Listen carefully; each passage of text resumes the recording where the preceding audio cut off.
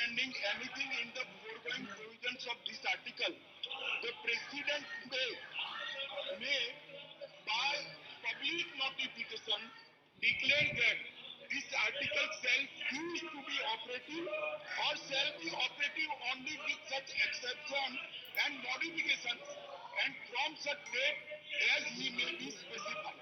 इसके नीचे provision है, provided that the recommendation of the Constituent Assembly of the state referred in clause 2 shall be necessary before the President issue notification. देश के राष्ट्रपति महोदय को धारा 370(3) के अंतर्गत पब्लिक नोटिफिकेशन से धारा 370 को सीज करने के अधिकार है।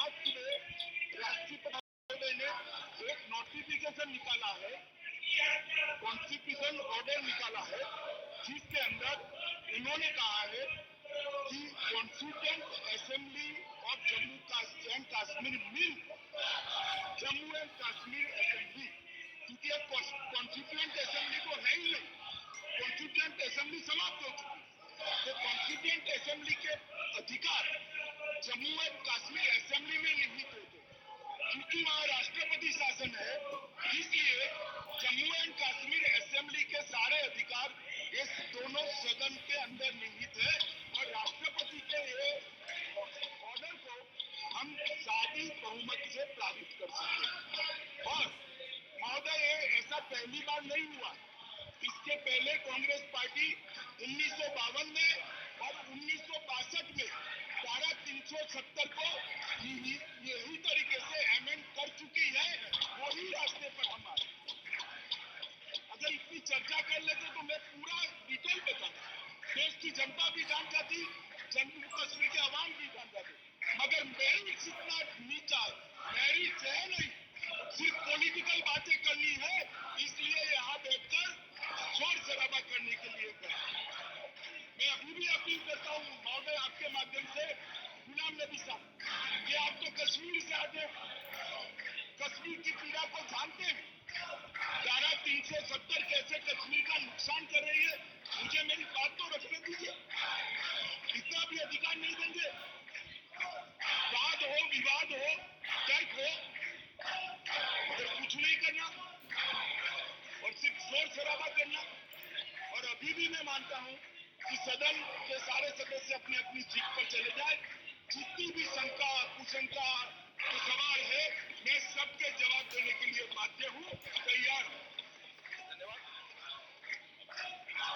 आपकी रूलिंग मैंने नोट कर ली है, वो बाद में अपना डिसीजन मैं दूंगा। माननीय गृह मंत्री जी ने कानूनी स्थिति स्पष्ट की है। अब मैं भूपेंद्र जी से कहता हूँ अपनी बात कंटिन्यू करें।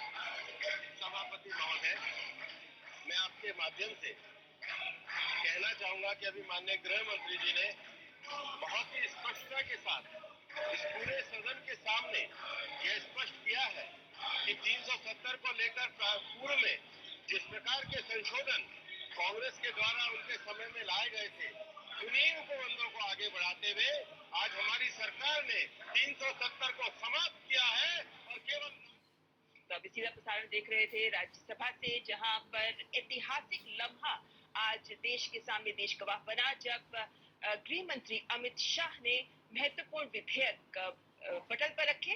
और ये महत्वपूर्ण विधेयक इन मायनों में बेहद महत्वपूर्ण है कि जम्मू कश्मीर राज्य के 2 हिस्से किए जा रहे हैं, जिसका मतलब ये है कि जम्मू कश्मीर यूटी होगा जहां लेजिस्लेचर भी होगा, और साथ में लद्दाख अलग से यूटी होगा जहां लेजिस्लेचर नहीं होगा। यानी कि जम्मू कश्मीर के पुनर्गठन का विधेयक जो है वो आज राज्यसभा में रखा गया है। लेकिन सबसे महत्वपूर्ण बात जो सामने आई वो ये कि राष्ट्रपति को भी सुझाव दिया गया है और ये घोषणा की गई है गृह मंत्री के द्वारा कि धारा 370 के तीसरे खंड के तहत देश के राष्ट्रपति को जो अधिकार, जो शक्तियां निहित है राष्ट्रपति में, उनका प्रयोग करते हुए धारा 370 को भी हटाए जाने की बात की गई है, जिसको लेकर बवाल तो हम देख रहे हैं इस वक्त राज्यसभा में। लेकिन साथ ही साथ जो चर्चा की जा रही है उसमें तमाम बिंदुओं को सामने रखा गया है। गृह मंत्री लगातार इस बात को सामने रख रहे हैं कि जो कदम उठाया जा रहा है वो कदम राज्य के लिए सही है, वो कदम राज्य के विकास के लिए सही है, और इसीलिए जम्मू कश्मीर और लद्दाख ये दो यूटी बनाए गए हैं, जिनको लेकर देश के विभिन्न हिस्सों से जश्न की तस्वीरें भी सामने आ रही हैं, क्योंकि जम्मू कश्मीर जो भारत का अभिन्न अंग है, उसका भी विकास हो, वो भी आतंकवाद से मुक्त हो और विकास की धारा में आगे बढ़े। इसके लिए केंद्र सरकार लगातार जो कदम उठा रही है, वो जमीन पर ज्यादा सार्थक साबित हो सकते हैं। अगर धारा 370 के जाने के बाद अगर राज्य का पुनर्गठन किया जाता है, जिसके लिए विधेयक रखा गया है पटल पर, उसको देखते हुए तमाम बातें सामने रखी गई हैं। आपके साथ मैं हूं ममता चोपड़ा, मेरे साथ है माकले। Namaskar. Yes, indeed, a historic day today in Parliament. The Home Minister, Mr. Amit Shah, made an announcement. He made a statement based on a presidential order which has now revoked Article 370 of the Constitution as we had known it in the past. And Jammu and Kashmir is now a union territory with a legislature, and Ladakh will be a union territory without legislature.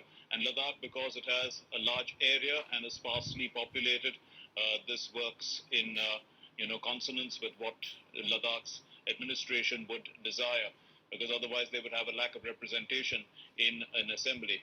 So this has been done in the past as well, and to put it into perspective, to understand what exactly has happened today, to throw light on it, to dwell deep into it, help us, understand why it is necessary. We have with us two eminent guests. We have Alok Bansal, strategic affairs expert, and Mr. Rajagopal, a well-known political analyst. We'll start with you, Mr. Rajagopal. It's a historic day. How do you understand it? First of all, from the point of view of the decision itself, was it necessary and how it was made? It's a major political decision. You have to take the timing of the decision into consideration. The reason being, in 3 months before, the same political party, Bharatiya Janata Party, got 303 seats in Lok Sabha. Since then, they have decided to go in for the scrapping of 370, and the timing, and Prime Minister chose, Mr. Amit Shah chose to go in for today. The reason being, militancy will be stopped. The way in which, the problems have been created by the neighboring countries, that will be resolved. It's an international decision. Even last month, if you remember, even the USA president was wanting to mediate. He said today's decision is a tight slap on the USA.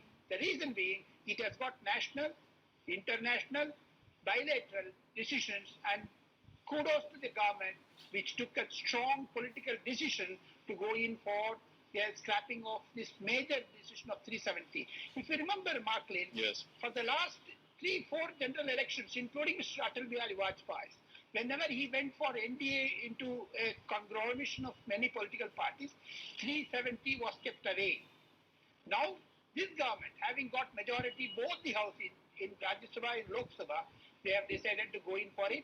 I mean, the timing of the decision yes, is a great credit to our government, led by Mr. Narendra Modi, taken a strongest decision. No, but what do we understand by the revocation of Article 370? What has happened now? Militancy will be vanishing in another 5 years' time. You take it from me. That is going to be the main the laws of theme the center need not be ratified again by the state. The laws are applicable directly of the center. It will be directly applicable to the states. That is the फिलहाल first आपको यहाँ रोकना चाहेंगे। हमारे संवाददाता अशोक इस वक्त सीधे न्यूज रूम से हमारे साथ जुड़ रहे हैं।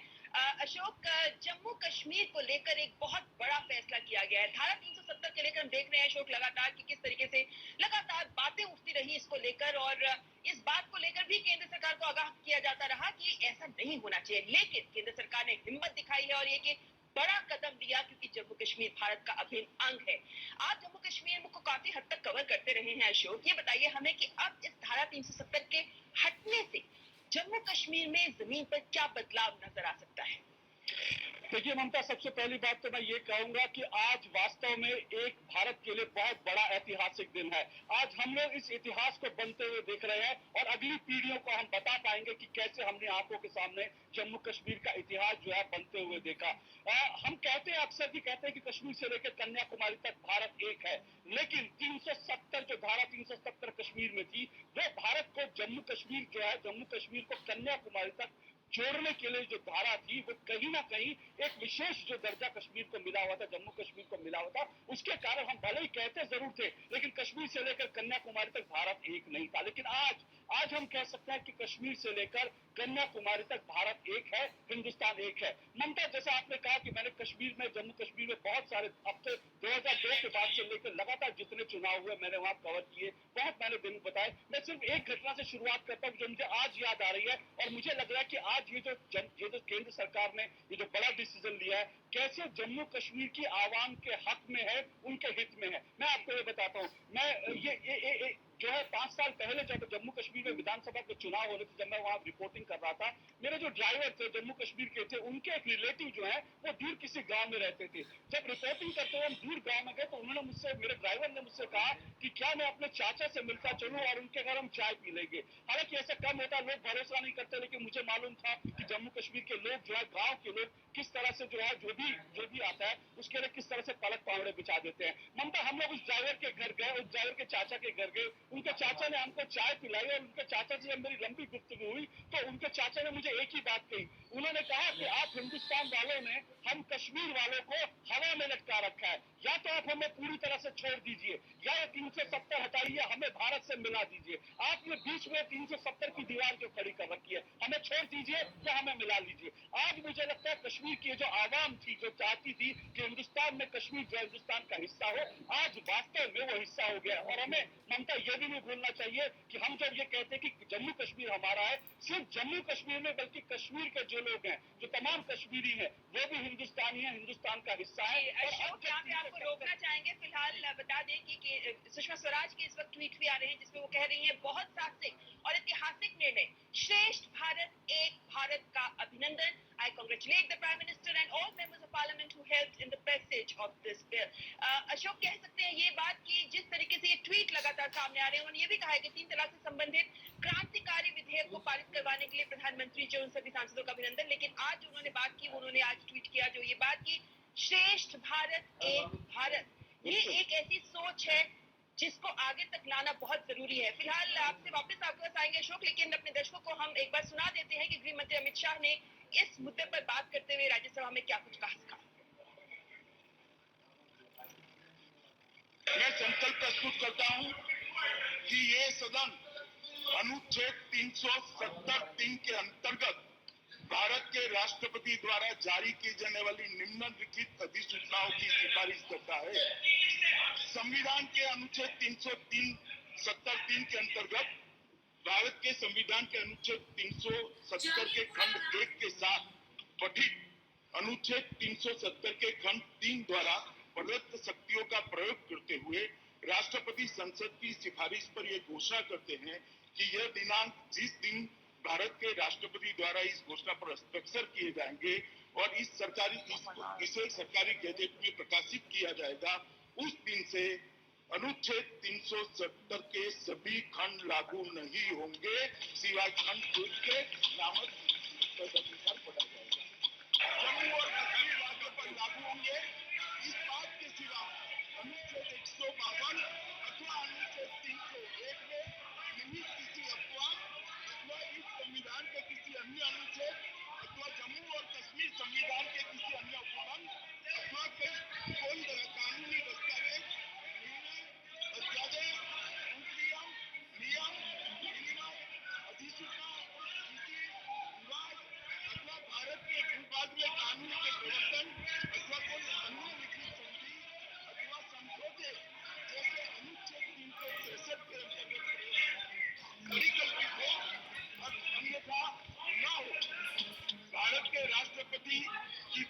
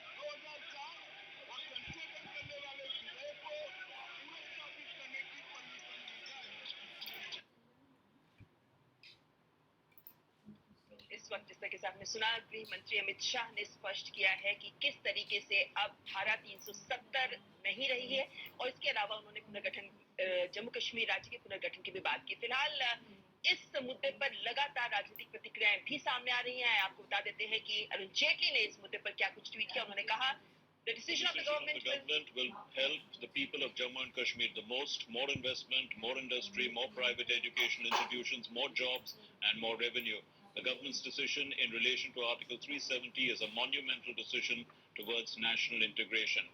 जी, तो यानी एक भारत श्रेष्ठ भारत, इस सोच को साकार कर रहा है ये महत्वपूर्ण कदम, जो ऐतिहासिक कदम आज केंद्र सरकार के द्वारा उठाया गया। इस वक्त हमारे साथ आलोक बंसल जी भी बने हुए। आलोक जी, मैं आपसे दो बातें जानना चाहूंगी धारा 370 को लेकर। जो बातें, जो चर्चा हम इस वक्त देख रहे हैं सदन में हो रही है, उसी के आधार पर मैं आपसे जानना चाहूंगी कि जो मुद्दा गुलाम नबी आजाद ने उठाया, वो ये कहते हैं कि भाई संविधान को खतरा बता रहे हैं इस कदम को लेकर। इसको जरा हमने चाहूंगी आप इसको एक्सप्लेन जरूर करिए, क्योंकि गृह मंत्री ने स्पष्ट तौर पर ये कहा है कि संविधान के धारा 370 के तहत ही ये बात सामने रखी गई है कि राष्ट्रपति के पास इसके खंड 3 के तहत ये शक्तियां निहित है जिनका इस्तेमाल किया गया है। देखिए, आर्टिकल जो 370 है, उसका जो थर्ड जो सब आर्टिकल है, वो साफ कहता है कि राष्ट्रपति इसमें कोई भी अमेंडमेंट कर सकते हैं राज्य सरकार की अनुमति के अनुसार। तो राज्य सरकार की अनुमति, जब वहां पे लेजिस्लेचर नहीं होती तो राज्यपाल होते हैं, तो जब राज्यपाल ने उसकी अनुमति दे दी तो राष्ट्रपति को यह पूरा अधिकार है। और ये अभी नहीं हो रहा, पहले भी अगर आप देखेंगे तो समय समय पर जम्मू कश्मीर में जो प्रावधान हुए हैं, जो परिवर्तन लाए गए हैं, वो इसी के माध्यम से लाए गए हैं। तो ये एक प्रॉपर तरीका है।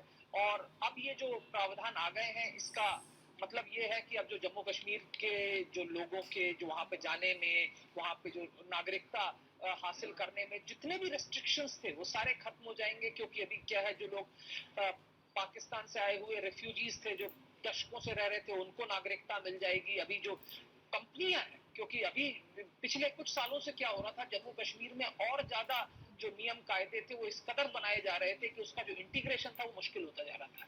पहले प्राइवेट कंपनीज को अलाउड था कि वहां पे जमीन खरीद सकते हैं, उनका भी निवेश जो है मुश्किल कर दिया जा रहा था। और इसका क्या असर हो रहा था? इसका असर ये हो रहा था कि वहां पे जॉब्स नहीं क्रिएट हो रहे थे, क्योंकि प्राइवेट इन्वेस्टमेंट नहीं आ रहा था, लोग जो है गलत रास्तों पे चल रहे थे। इनके प्रभाव की बात करेंगे आलोक जी, लेकिन इससे पहले कि हम कुछ और ट्वीट देखें, आपसे एक और सवाल जानना चाहूंगी इसी धारा 370 को लेकर, क्योंकि हम ये देख रहे हैं कि कई मिथ, कई भ्रांतियां इस धारा से जुड़ी हुई हैं, जिनका इस्तेमाल करके तमाम जो राजनेता हैं या राजनीतिक दल हैं, खासतौर पर जम्मू कश्मीर के, वो लोगों के दिल में एक संदेह उत्पन्न करने की कोशिश करते हैं, जिनमें से एक ये है कि 370 धारा के जरिए ही जम्मू कश्मीर भारत से जुड़ा हुआ है। इस भ्रांति को आप जरा स्पष्ट करें। देखिए, आज भी जो अमित शाह जी ने जो वक्तव्य दिया राज्यसभा में, उसमें उन्होंने 370 सब आर्टिकल 3 के अंतर्गत ही बात की।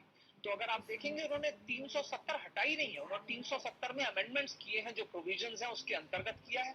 35A जो 1954 का जो ऑर्डर है, उसको सुपरसीड कर दिया गया। तो 35A जो है इनफ्रक्चुअस हो गया है, क्योंकि अब ये जो नए प्रोविजंस आ गए। लेकिन ये भी बात सही है कि विलय पत्र का जो हस्ताक्षर था वो तो अक्टूबर 1947 में हो गया था, लेकिन धारा 370 1954 में बनी थी। इसलिए ये कहना सही नहीं है कि इसके जरिए जम्मू कश्मीर भारत से जुड़ा है। बिल्कुल नहीं। जो instrument of accession Jammu Kashmir ने साइन किया है, वो भारत की हर रियासत ने किया है। जितनी भी राजसी रियासतें थी जो भारत के साथ जो उनका इंटीग्रेशन हुआ है, वो ये हुआ है। जम्मू कश्मीर के नेता जो है, कई बार इसको कंफ्यूज करने की कोशिश करते हैं। वो कहते हैं हमने इंस्ट्रूमेंट ऑफ एक्सेशन दिया, इंस्ट्रूमेंट ऑफ मर्जर नहीं दिया। क्या था कि जब छोटी छोटी रियासतें थी तो उनको मर्ज करके एक बड़ी यूनिट बनाई गई, जैसे सौराष्ट्र हो गया, राजपुताना हो गया, वहां छोटी छोटी रियासतें थी। जम्मू कश्मीर में क्या है कि एक इतनी बड़ी रियासत थी कि उसको एक ही पॉलिटिकल एंटिटी के रूप में रखा गया। लेकिन उन्होंने जो इंस्ट्रूमेंट ऑफ एक्सेशन किया और जो अन्य राज्यों ने किया, उसमें कोई भी अंतर नहीं है।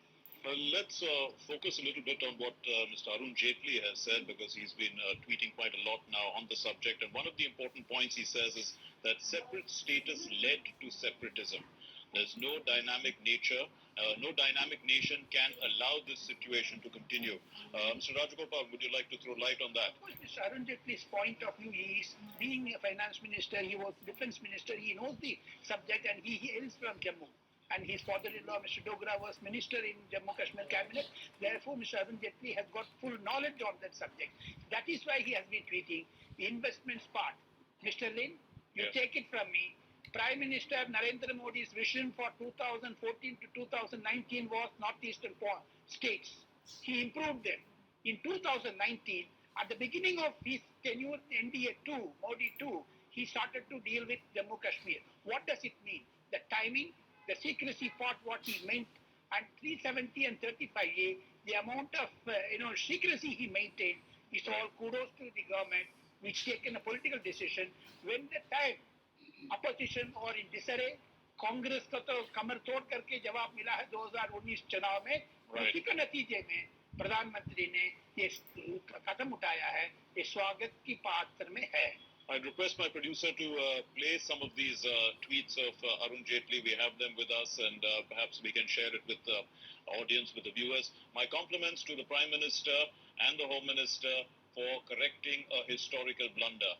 A historical wrong has been undone today. Article 35A came through the back door without following procedure under Article 368 of the Constitution of India. It had to go. That's the beginning of what he had said. And there are a series of tweets. He says that Article 35A decision benefits the residents. More points. Yes. If you remember, Shyama Prasad Mukherjee, the way in which he was, died at that place, plus the amount of concentration of the BJP during the election campaign, and also Prime Minister's focus on Sardar Vallabhbhai Patel. Now I realize if Sardar Vallabhbhai Patel is alive today, he would be happy with this type of decision because he was for it. At that time, the conflict between Nehru and Sardar Vallabhbhai Patel created this type of points. Right. Even the RSS leader, Mr. Mohan Bhagwat, has been saying in every public meeting about the 370 and 35A. Okay. Since the government has taken the strongest political decision, now the souls of Mr. Shyama Prasad Mukherjee and Sardar Vallabhbhai Patel will be resting in peace. Mr. Bansal, for the longest time, every single time that we refer to Jammu and Kashmir, we say that it is an integral part of India.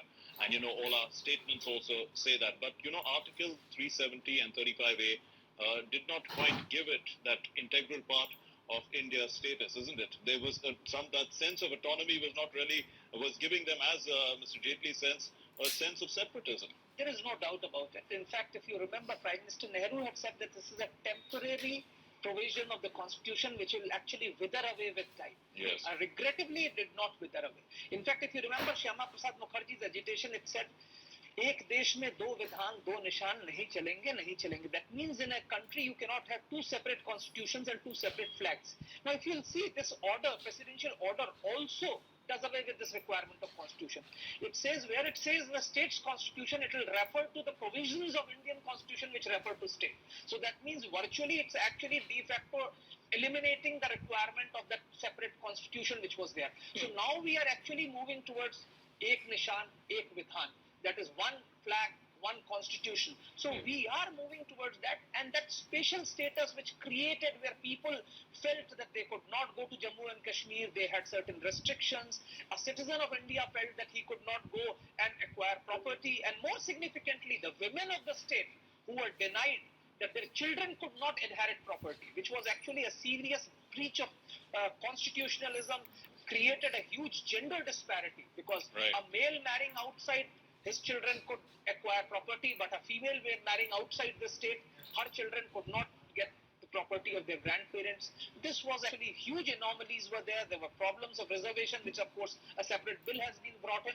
So there were a lot of anomalies, and I think along with this, what the government has done is that the people of Ladakh, who were suffering because of a huge territory and a very sparsely populated very sparse population, have been given a union territory status, which has been their demand for a long time because they used to be governed from Srinagar, and where their aspirations, their requirements could not be made, especially a region which is so strategically important because we face Chinese boundary, we have illegal occupation by China in this particular region, we also have Siachen Glacier, we also have certain areas in Baltistan and Gilgit which have been occupied by Pakistan.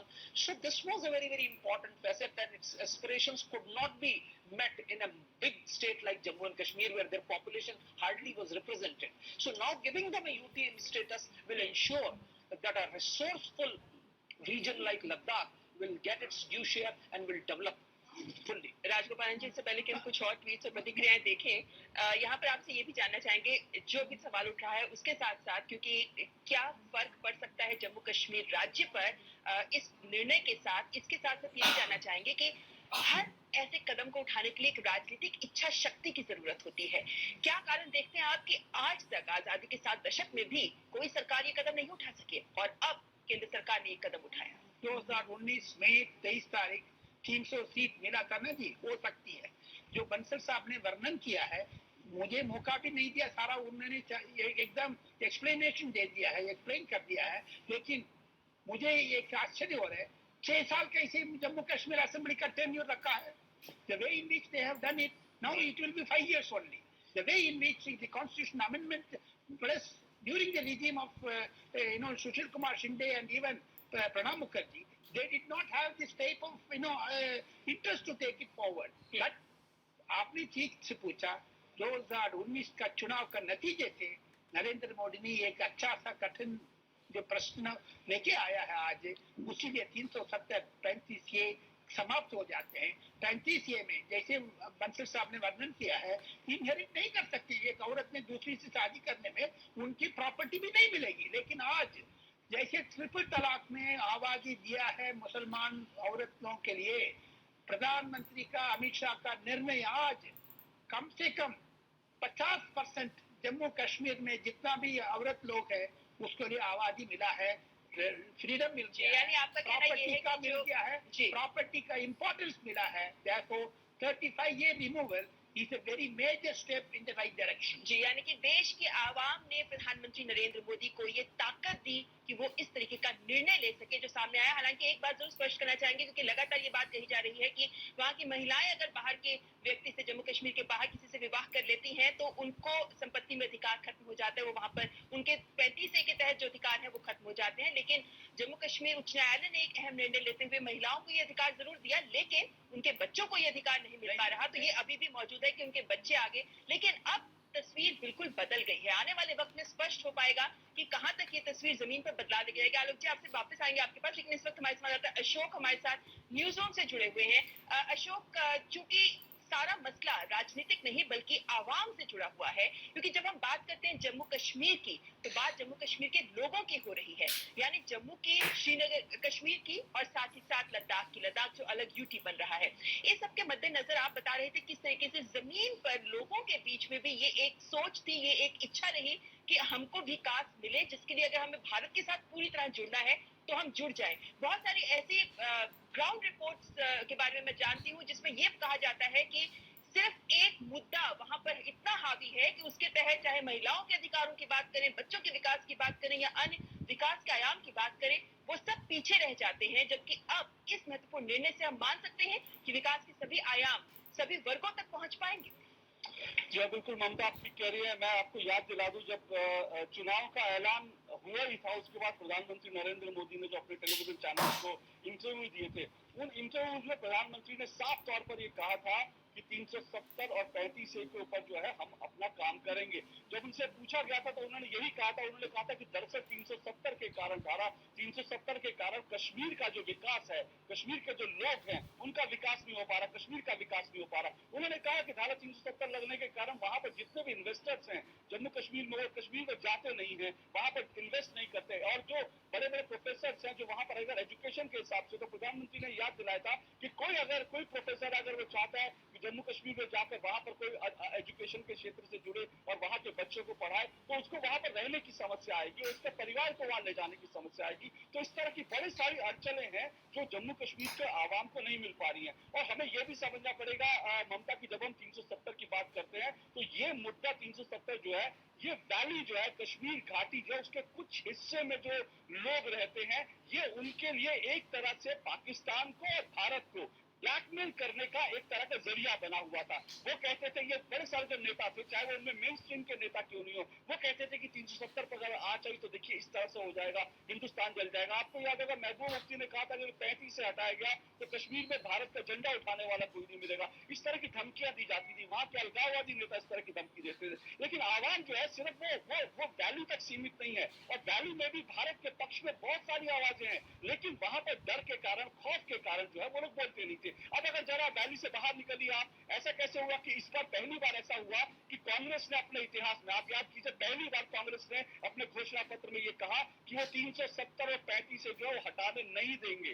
पहली बार कांग्रेस को कहना पड़ा, BJP ने कहा हम हटाएंगे, और उसके बाद आप देखिए कि क्या अंजाम हुआ। कांग्रेस को वहां पर एक भी सीट नहीं मिली, बीजेपी को राज्य में 3 सीट मिलती है। और जब हम जम्मू कश्मीर के तमाम हिस्सों की बात करते हैं, जम्मू, उधमपुर, डोडा, इन सब जगह पर बीजेपी को जिस तरह का सपोर्ट मिला था, समर्थन मिला था, वो साफ दिखाता है कि 370 के खिलाफ था। दूसरी तरफ आप चले जाइए, अगर हम चले जाते हैं लद्दाख में, वहां पर देखिए लद्दाख के जो सांसद हैं जामग्याल नामग्याल, उन्होंने कहा कि इस 370 के अभी जब 370 एबॉलिश हुआ उसके बाद उनका बयान आया, उन्होंने कहा है कि जो लद्दाख की एक बहुत पुरानी डिमांड थी कि हमारा डेवलपमेंट नहीं हो रहा, क्योंकि जो पैसा आता था वो कश्मीर के जो नेता थे वो कहीं ना कहीं उस पैसे में गबन होता था, बड़ा भ्रष्टाचार था, और उसके कारण जो है जम्मू में और लद्दाख में वो पैसा नहीं पहुंचता था। जो है पूरे भारत को जितना पैसा मिलता है उससे 6 गुना कश्मीर को, जम्मू कश्मीर को पैसा मिलता था, लेकिन वो तमाम पैसा जो है भ्रष्टाचार में चला जाता था, वो तमाम पैसा जो है वो वहां के नेताओं की जेबों में चला जाता था, और जम्मू और जो लद्दाख है उनके डेवलपमेंट पर असर पड़ता था। अब ये सोचिए कि वहां पर लद्दाख के लोग कितने खुश हैं, जम्मू के लोग कितने खुश हैं, वैली से निकल जाइए आप पुंछ में, आप जरा आप बॉर्डर इलाकों में जाइए, बॉर्डर इलाकों के लोग कितने खुश हैं, ये आपको अगले 1-2 दिनों में पता चलेगा। वहां पर ममता, मैं अपने अनुभव के आधार पर कह रहे हैं, वहां पर आप देखिएगा वहां पर लोग जश्न मनाएंगे, सिर्फ थोड़ा सा इंतजार कीजिए, क्योंकि मैं फिर कह रहा हूं जिस तरह से वहां के नेताओं ने खौफ की राजनीति करते थे, एक नफरत की राजनीति करते थे, सिर्फ उसके कारण वहां जो भारत के लिए आवाजें थी वो दब गई थी। और एक बात और, ये जो हम लगातार बात कर रहे हैं क्या परिवर्तन आएगा, ममता सबसे बड़ा परिवर्तन ये आएगा कि जम्मू कश्मीर में अब सिर्फ एक झंडा लहराएगा और वो तिरंगा लहराएगा। इससे पहले जम्मू कश्मीर में तिरंगा तो होता था, लेकिन उसके साथ साथ राज्य का भी झंडा होता था। अब जम्मू कश्मीर में एक तिरंगा लहराएगा, और ये है एक भारत श्रेष्ठ भारत। ममता जी बिल्कुल अशोक, और ऐसे में अगर हम बात करते रहे, क्योंकि हम देख रहे हैं कि जिस वक्त पंचायत चुनाव सफलतापूर्वक संपन्न हुए थे उसके बाद एक बात जो लगातार जम्मू कश्मीर के आवाम को बताने की कोशिश की गई वो ये कि विकास जमीन तक इसलिए नहीं पहुंच पा रहा क्योंकि संवैधानिक संस्थाएं वहां काम नहीं कर रही, पंचायतें काम नहीं कर रही, और इसी वजह से राजनीतिक दल सारा फायदा उठा रहे थे। लगता है आपको कि अब ये राजनीतिक परिदृश्य भी बदल जाएगा और उसी के साथ जम्मू कश्मीर के जमीनी हालात भी बदलेंगे? ममता, ये जो परिदृश्य ये बदलने की शुरुआत पहले ही हो चुकी है, क्योंकि देखिए जब पंचायत चुनाव हुए तो, क्योंकि 35 का मुद्दा था, पंचायत चुनाव हुए तो कहीं ना कहीं जो नेशनल कॉन्फ्रेंस है, पीडीपी है, उनको लग रहा था कि वो कहीं ना कहीं जब पंचायत चुनाव में उनको मुंह की खानी पड़ेगी, इसलिए उन्होंने पंचायत चुनाव का 35 के बहाने बहिष्कार किया। लेकिन उस बहिष्कार के बावजूद जम्मू कश्मीर में पंचायत चुनाव हुए, पंचायत चुनाव में लोगों ने भारी तादाद में वोट किया, और उसके बाद पंच सरपंच चुने गए। यहाँ तक कि कई नेताओं ने पीडीपी से, नेशनल कॉन्फ्रेंस से इस्तीफा दिया, और उन्होंने जो है लोकल बॉडी के चुनाव लड़े, और आज वो कश्मीर का कोई मेयर है और इसके अलावा कोई सरपंच बना हुआ, और इन सब लोगों को सीधा पैसा जा रहा है। देखिए ये जो पैसा है ये सीधा नहीं जाता था। मैं आपको एक और छोटी सी घटना बताता हूँ। तो देखिए अब जब कश्मीर की आवाम की बात करते हैं, कूकापारे का जो इलाका था, मैं वहां पर रिपोर्टिंग कर रहा था, वहां पर रिपोर्टिंग करते हुए ममता मैंने देखा महिलाएं जो है घड़ा लेकर के दूर तक जा रही है। मैंने देखा वो महिलाएं कहाँ जा रही है, मैंने उनको थोड़ा सा पीछा किया, चेस किया, मैंने देखा वो नीचे जो है नदी से पानी भरने गई थी, और नदी पर जब मैं पहुंचा तो मैं सम में रह गया ममता। वहां का जो पानी था, वहां पर जानवर थे, वहां पे गंदगी थी, मुझे लगा ये पानी शायद हाथ धोने के लिए लेते होंगे। मैंने पूछा उन लोगों से, तो उन महिलाओं ने कहा कि ये पानी हमारा पीने का पानी है। मुझे लगा श्रीनगर से जहाँ इतना पैसा जाता है, देश से इतना पैसा जाता है, श्रीनगर से सिर्फ 50 किलोमीटर दूर है, वहां पर लोगों के पास पीने का पानी नहीं है, और हम इस कश्मीर को जन्नत कहते हैं। ये जन्नत की हकीकत थी जो मैंने देखी। और आप सोचिए कि वो जो आवाम है जिसको पीने का पानी नहीं मिल रहा, जिसको बिजली नहीं मिल रही, वो धारा 370 को लेकर चाटेगा क्या? उसको क्या 370 से मतलब है? वो आवाम क्या चाहती है कि उसका विकास हो। आज कश्मीर के बच्चों को क्यों निकलना पड़ता है, क्यों उनको दिल्ली में, पुणे में पढ़ना पड़ता है? क्योंकि वहां पर जो है अलगाववादी बाकायदा कैलेंडर जारी करते हैं, वहां पर कैलेंडर जारी करते हैं, पथराव होता है, वहां के स्कूल बंद हो जाए तो स्कूल जला दिए जाते हैं। किसका नुकसान होता है? अलगाव। अभी जो रिपोर्ट आई थी ममता, 230 से ज्यादा बच्चे अलगाववादियों के वो हिंदुस्तान के बाहर विदेशों में पढ़ रहे हैं, तो इन अलगाववादियों के बच्चे विदेशों में पढ़ेंगे, और कश्मीरी जो आवाम है उसके बच्चों को स्कूल जला दिए जाएंगे, तो किसका भला होगा थोड़ा 370 से? ये सोचना चाहिए ममता। जी बिल्कुल अशोक, का बने रहिए हमारे साथ। फिलहाल आलोक बंसल जी आपको इस वक्त कम है, लेकिन पहले आपसे बात करना चाहेंगे इस मुद्दे के ऊपर, क्योंकि हम लगातार जिस तरीके से ये बात जानते हैं, जिस तरीके से तस्वीर सामने आ रही है कि अब 370 की धारा हट रही है, तो उसके बाद क्या कुछ बदलाव हो सकता है? आपको लगता है कि जिस तरीके से हमने ये देखा कि भ्रष्टाचार के खिलाफ केंद्र सरकार ने कदम उठाए, तमाम अलगाववादी नेता जो आतंकी फंडिंग को प्रोत्साहित कर रहे थे, पोषित कर रहे थे, उन पर नकेल कसी जा रही है। और भ्रष्टाचार के मामले में खासतौर पर जम्मू कश्मीर बैंक के एक उदाहरण के तौर पर अगर हम बात करें तो तमाम जो सियासी नेता हैं उनकी भी गर्दन बच नहीं रही है। ऐसे में आपको लगता है कि आने वाले वक्त में एक पारदर्शी सरकार जो विकास के साथ काम करे, ये जम्मू कश्मीर में एक वास्तविकता बन सकती है? बिल्कुल, इसमें कोई शक की बात नहीं है। अगर आप देखिए 370 जो आर्टिकल था इसके मध्य अंतर्गत जो वहां के जो राजनीतिज्ञ थे उन्होंने अपने निजी स्वार्थ का किस तरीके से पालन किया, उसको सबसे बड़ा उदाहरण जो है जो राजगोपालन जी ने कहा 6 साल वाली बात है। वहां की विधानसभा भी 5 साल की होती थी। जब शेष भारत में इमरजेंसी के दौरान सबके कार्यकाल को 6 साल किया तो जम्मू कश्मीर की विधानसभा ने उसको प्रस्ताव को मंजूरी दी और उसको 6 साल कर दिया। लेकिन जब बाकी भारत में 6 से 5 साल किया तो उन्होंने निहित स्वार्थ के अंतर्गत उसको 6 साल रखा। तो ये इससे बेहतर उदाहरण नहीं हो सकता। अगर आप देखें वहां पे कोई भी जो विकास नहीं हो पाया, जो डिवोल्यूशन नहीं हो पाया, पंचायतों को जिला स्तर पे या और नीचे नगर पालिकाओं को अधिकार नहीं मिल पाए, उसके पीछे एक सबसे बड़ा कारण यह है कि वहां पे जो 2-3 परिवार जो राजनीति जिनकी बपौती रही है वो कभी नहीं चाहा उन्होंने कि द्वितीय या तृतीय स्तर के राजनीतिक नेतृत्व उभर कर आए।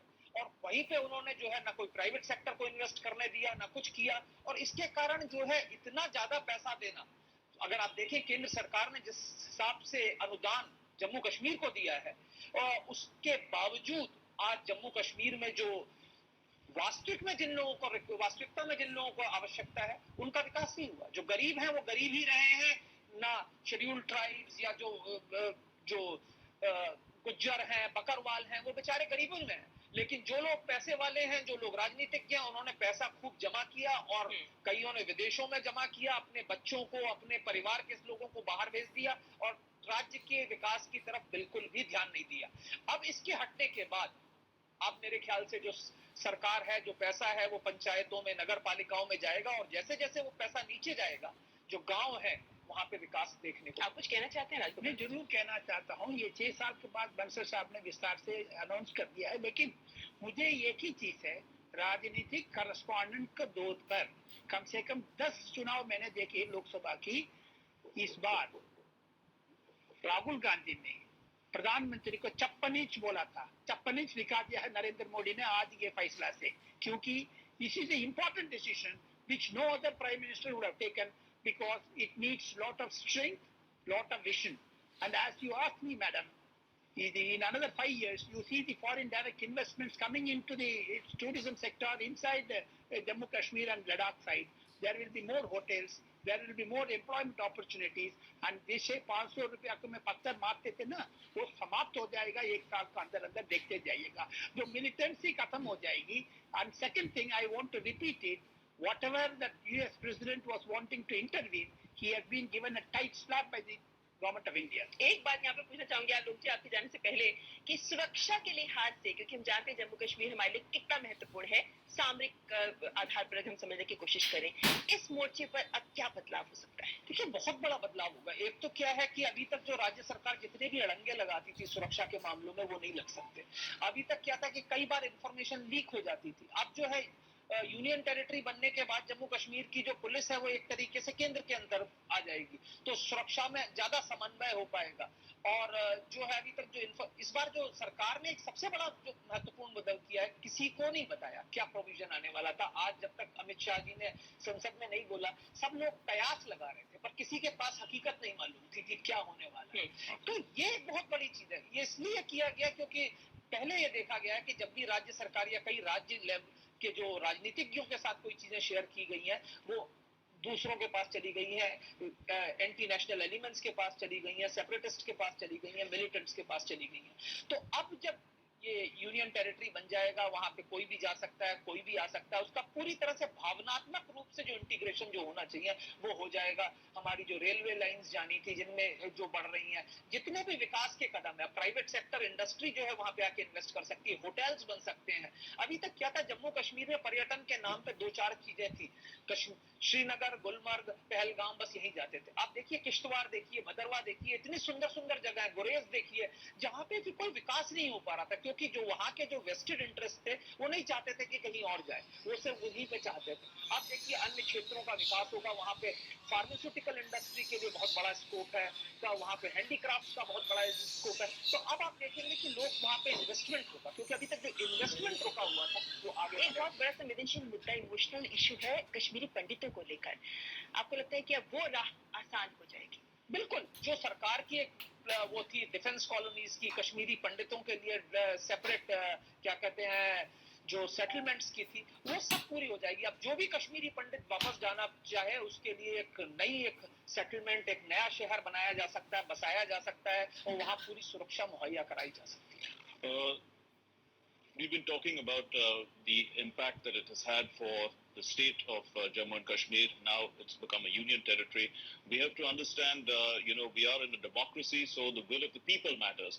Mr. Rajagopal, how do you view this as, helping the people of Jammu and Kashmir? Because at the end of the day, we've been talking about, how it's going to help national integration.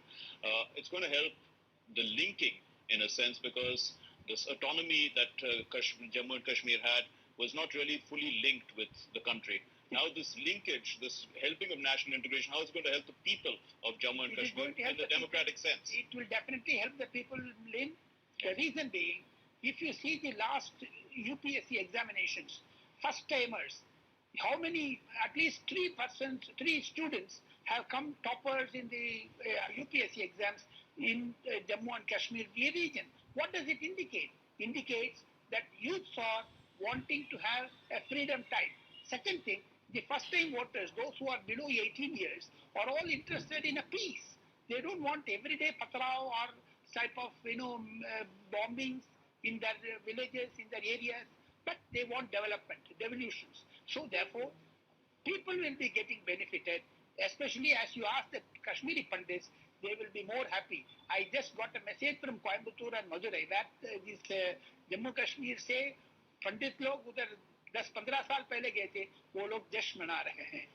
कहाँ तक आपको लगता है राजगोपालन जी कि राजनीतिक तौर पर जिस तरीके से तमाम दल, बसपा, बीजेडी, एडीएम के सभी दल ऐसे हैं जो अब सपोर्ट कर रहे हैं, सरकार को समर्थन दे रहे हैं इस बिल पर, आपको लगता है कि ये ऐसा महत्वपूर्ण मुद्दा है जिस पर सारे विपक्षी दलों का भी एकजुट हो जाना चाहिए? एकजुट नहीं हो सकता है, क्योंकि जो कांग्रेस का रवैया है वो अलग रवैया है। लेकिन आज मुझे मैसेज मिला है 8 regional parties, Biju Janata Dal, ADMK, BSP, SP, ये लोग समर्थन करने वाले हैं, including some portions of Congress. Because Congress में भी आज ऐलान किया है गुलाम नबी आजाद ने, जो रिजर्वेशन के लिए कांग्रेस सपोर्ट करेगी करके। आखिर में जैसे आरटीआई बिल में हुआ है, जैसे ट्रिपल तलाक बिल में हुआ है, उसके संबंध में ये जम्मू कश्मीर 370 में भी बहुमत से सरकार राज्यसभा में, लोकसभा में जीतने का उम्मीद है कल शाम तक। What do you see the road ahead like? Because now we understand that, the position, there's 144 in place in Srinagar. The state has a certain presence of paramilitary forces, the army, for the time being. But, till how long do you see, this situation prevailing in the state until things come to people come to terms with this decision? 3 months to 6 months time. I give maximum 6 months, minimum 3 months. By this time, there will be a total side of revolution among the people's thinking. And मुझे लगता है आने वाले 4 साल के अंदर it is going to be a major decision by Mr. Narendra Modi's government. जी राजगोपालन जी, जिस तरीके से ये तमाम मुद्दों पर हम चर्चा आगे कर रहे हैं, अगर हम इतिहास पर भी नजर डालना चाहें, क्योंकि ये बात हम लगातार अपने दर्शकों को बता रहे हैं कि धारा 370 को जो हटाया गया है वो राष्ट्रपति के कोशिश के तहत, राष्ट्रपति के पास जो अधिकार निहित है संविधान के द्वारा, धारा 370 के तीसरे खंड के तहत, उन्हीं के तहत उठाया गया है ये कदम। ऐसे में अगर हम एक बार इतिहास पर रुख डालना चाहें तो क्या आप हमें बता सकते हैं कि किस तरीके से धारा 370 को लाया गया? उस वक्त क्या राजनीतिक हालात थे जिसकी वजह से इसको अस्थायी तौर पर लाया गया और फिर ओवर द इयर्स जैसे कहते हैं कि इतने वक्त के दौरान राजनीतिक दलों ने अपने राजनीतिक स्वार्थ के तहत इस अस्थाई शब्द को वो भूल गए और इसको स्थायी मानकर एक सोच आगे लेकर आते रहे जो गलत थी। ये 1947 से कॉन्स्टिट्यूशन असेंबली से अब जाना पड़ेगा इसको धीरे में, क्योंकि पुराना दिक्कत में नेहरू साहब का जैसे सरदार वल्लभ भाई पटेल को बीच में लेटर्स इंक्लूडिंग शेख अब्दुल्ला का, जो फारूक अब्दुल्ला का पिताजी के साथ जो लेटर्स एक्सचेंज हुए हैं, उसी से पता लगता है जानबूझ करके सरदार वल्लभ भाई पटेल का they did not give importance to them.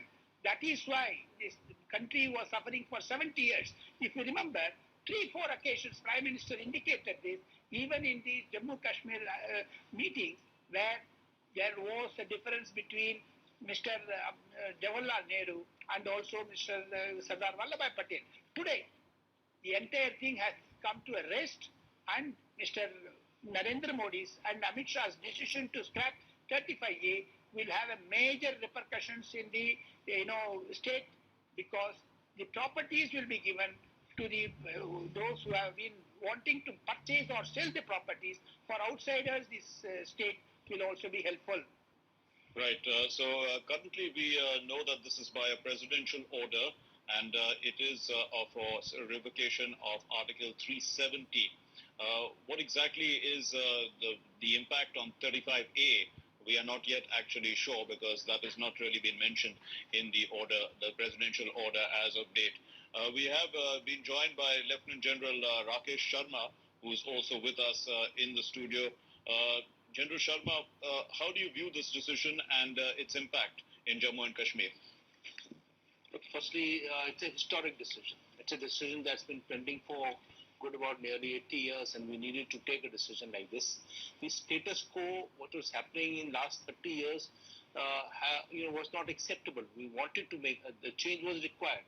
A political change was required, because it was continuing the way it was continuing for a very long period of time.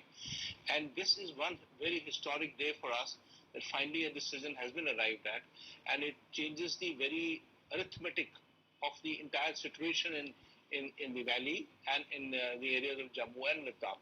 So I would say one needs to salute the government for taking such a historic decision, which many people were disbelieving that it can be done, maybe because of legalities involved, or maybe because of political ramifications. So the lack of political will in the past. But I think very historic. General Sharma, जब भी हम बात करते हैं जम्मू कश्मीर के, तो हम जानते हैं कि किस तरीके से सुरक्षा के मोर्चे पर तमाम चुनौतियां इस क्षेत्र में मौजूद हैं।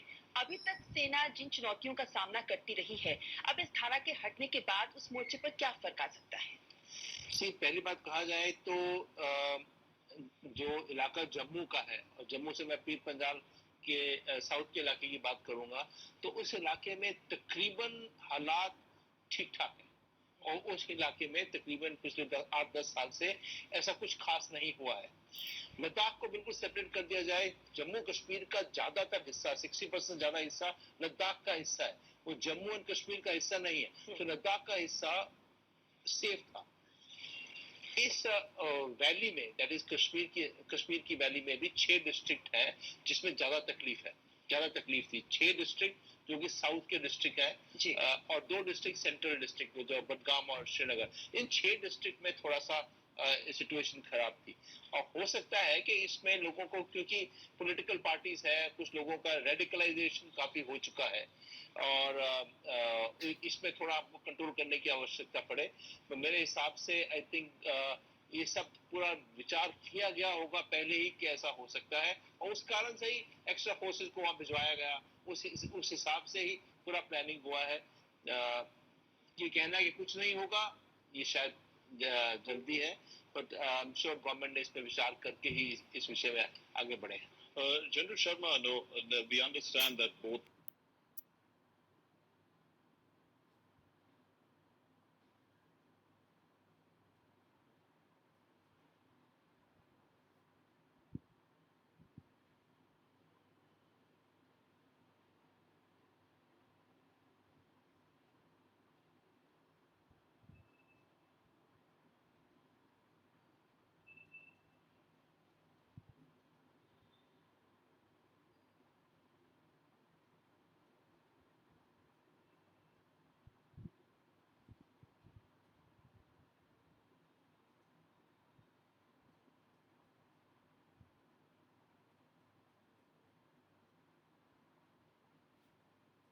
There's been a talk about making SEZ in Gilgit. There were some power plants coming up in the areas of on Jhelum itself. So there is a presence of Chinese people, workers, and troops in the areas of Pakistan-occupied Kashmir and also in Gilgit-Baltistan. So Chinese have a presence here. But I think of a period of time in the course of 4-5 years, our relations with Chinese have been nearly well managed, especially after Doklam. As you see, what is happening on Aksai Chin, off Aksai Chin, the Tepsang Plateau. It wasn't there earlier, but 3 years ago we started having a border meeting point. They meet often in the area of Tepsang Bulge, which if you recollect 5-6 years ago, in 2013, there was a standoff in Tepsang Bulge, which is just off Aksai Chin. So there are changes happening on the Chinese core, and while the Chinese government may take a middle of the coast path and say, we should be careful, etc.